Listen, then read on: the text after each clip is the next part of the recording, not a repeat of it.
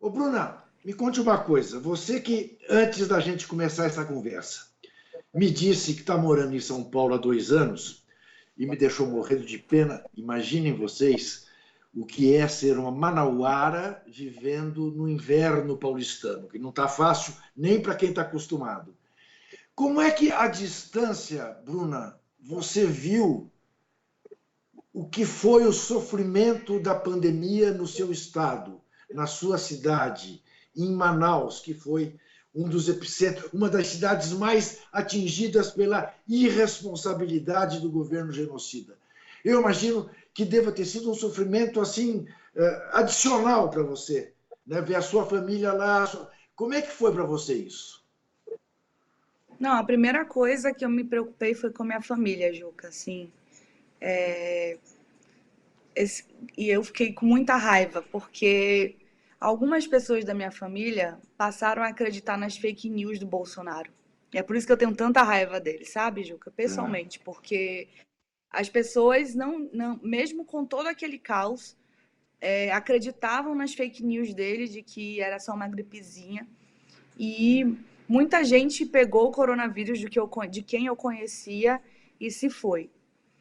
E assim, óbvio que minha família consegui convencê-los a se proteger, apesar da aflição, porque imagine, você não pode ir de avião correndo, não é uma doença que você pode ter contato com a pessoa.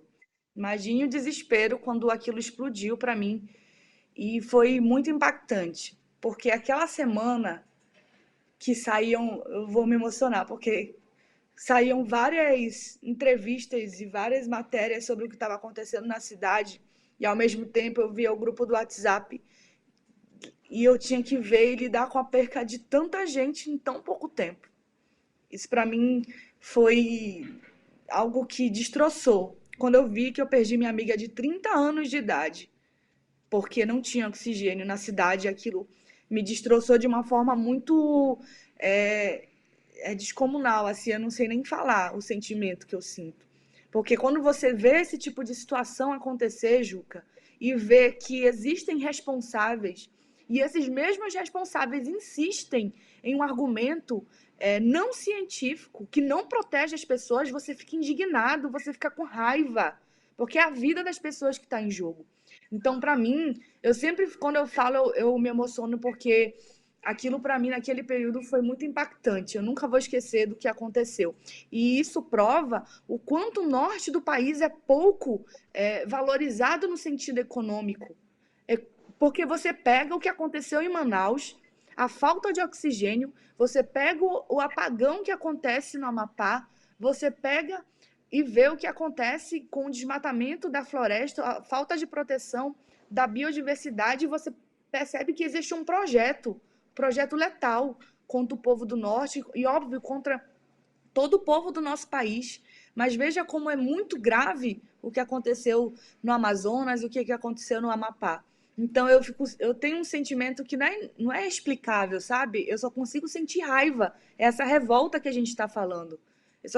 Quando eu decidi ir para a rua, Juca, imagine aquele período da decisão de ir para as ruas, foi porque eu falei assim, eu pensei assim, não dá mais. Não dá. Esse cara é um irresponsável. Não dá. Eu não vou deixar minha família morrer por conta dele. Então, esse sentimento de indignação, ele perpetua em mim. Ele não vai sair enquanto não houver justiça pela vida dessas pessoas que eu perdi.